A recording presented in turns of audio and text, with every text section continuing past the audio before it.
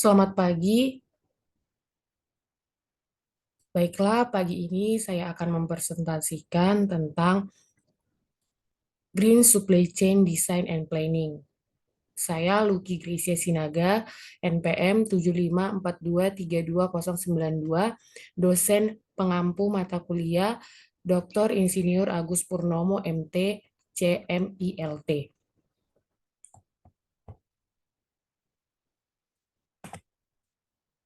Tugas jurnal saya adalah Green Supply Chain Design and Planning. Jurnalnya bisa kita lihat seperti di samping. Abstrak tentang jurnal saya ialah studi ini mengembangkan model linear programming untuk merencanakan rantai pasok hijau dengan mempertimbangkan keputusan strategis dan taktis. Dengan menggunakan indikator lingkungan seperti receipt dan tujuan keuntungan seperti net present value, studi ini mengevaluasi dampak lingkungan dan kinerja ekonomi. Hasilnya memberikan rekomendasi praktis untuk meningkatkan kinerja lingkungan dan ekonomi rantai pasok. Introduction. Keprihatinan terhadap keberlanjutan mendorong industri ini untuk menunjang kembali rantai pasok mereka dengan penekanan mengurangi dampak lingkungan. Kompleksitas dalam mencapai dua tujuan yang mungkin berlawanan telah memunculkan penelitian yang semakin mutakhir dalam desain dan perencanaan rantai pasok. Model optimalisasi seperti yang digunakan dalam penelitian ini menjadi penting dalam mengatasi kerumitan tersebut. Penelitian ini bertujuan untuk menutup kesenjangan dengan mengembangkan model yang memadukan keberlanjutan ekonomi dan lingkungan dalam desain rantai pasok loop tertutup. Metodologi penelitian siklus hidup LCA digunakan untuk mengevaluasi dampak lingkungan secara menyeluruh dengan RISIP sebagai metode yang digunakan dalam penelitian ini. Model ini diuji pada produsen dan distributor komponen elektronik dan kesimpulan serta peluang kerja di masa depan dijelaskan dalam penelitian ini. Problem definition and methodology description. Model yang digunakan dalam sistem pendukung keputusan lengkap merancang dan merencanakan rantai pasok loop tertutup yang ramah lingkungan. Ini mencakup semua tahapan dari pengadaan bahan baku hingga produksi, transportasi, pemulihan produk, dan remanufaktur. Keputusan tentang lokasi fasilitas pemasok, teknologi, produksi, transportasi, pasokan, dan remanufaktur dalam dibuat menggunakan model ini.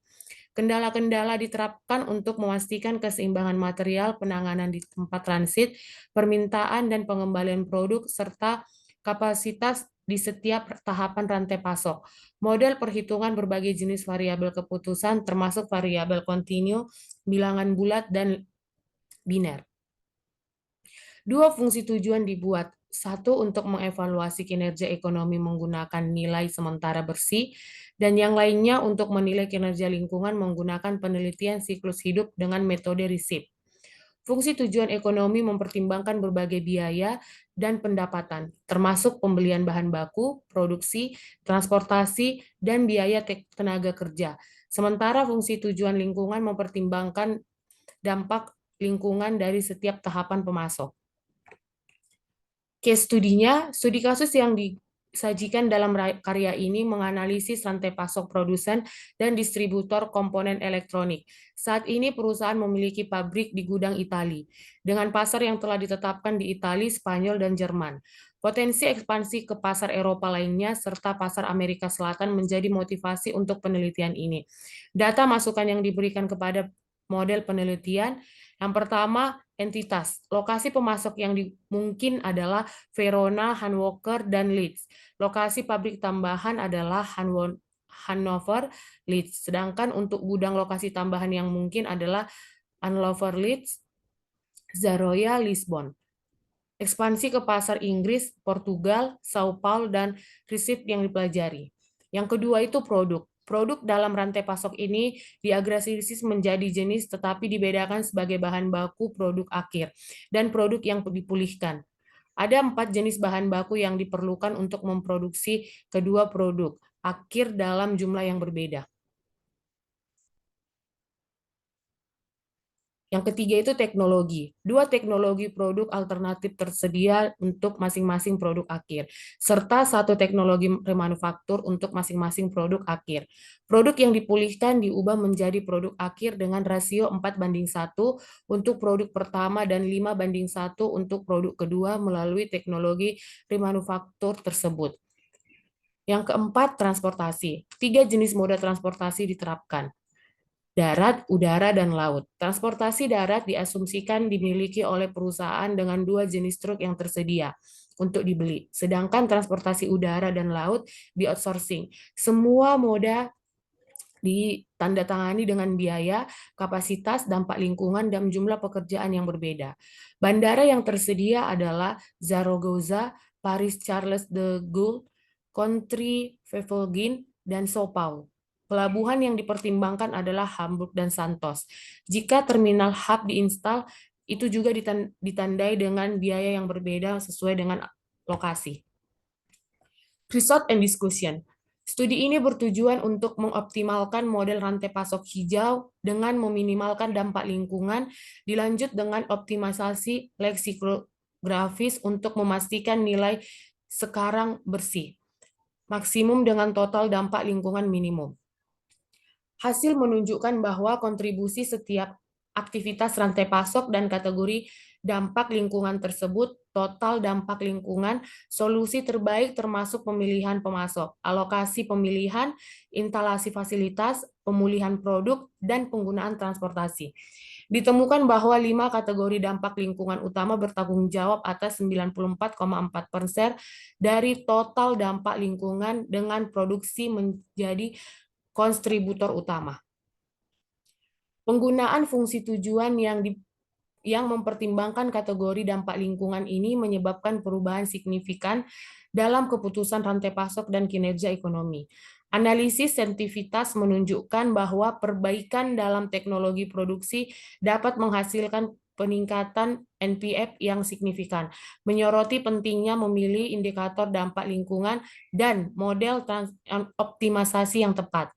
Kesimpulannya, penting untuk mempertimbangkan indikator dampak ekonomi dan lingkungan yang sesuai serta model optimasi yang terintegrasi dalam merencanakan rantai pasok hijau.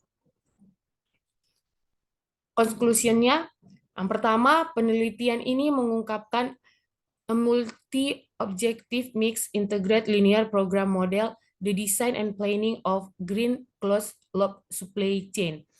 Temuan utama menyoroti pentingnya pemilihan indikator dampak lingkungan yang tepat dalam pengambilan keputusan rantai pasok. Yang kedua, perubahan kecil dalam penerapan indikator lingkungan dapat menghasilkan perubahan signifikan dalam keputusan rantai pasok dan kinerja ekonomi. Penting untuk tidak hanya memperhatikan aktivitas perusahaan tertentu, tetapi juga dampak lingkungan serta keseluruhan untuk menghindari peningkatan dampak lingkungan yang tidak diinginkan di masa depan. Yang ketiga, selain itu penelitian menegaskan pentingnya pemilihan indikator ekonomi yang tepat karena mempengaruhi NPF dan membuat peluang untuk keunggulan kompetitif dan investasi yang cerdas. Keempat, untuk penelitian mendatang disarankan untuk melibatkan analisis sensitivitas lebih lanjut terhadap kegiatan remanufaktur dalam rantai pasok serta mempertimbangkan keputusan manajemen karbon. Analisis ketidakpastian para parameter internal dan eksternal juga memberikan wawasan tambahan yang berharga. Dengan demikian, penelitian lanjutan di bagian ini akan memperluas pemahaman tentang desain rantai pasok dan berkelanjutan dan berdampak rendah terhadap lingkungan. Baiklah, demikian presentasi saya. Saya ucapkan terima kasih. Selamat pagi.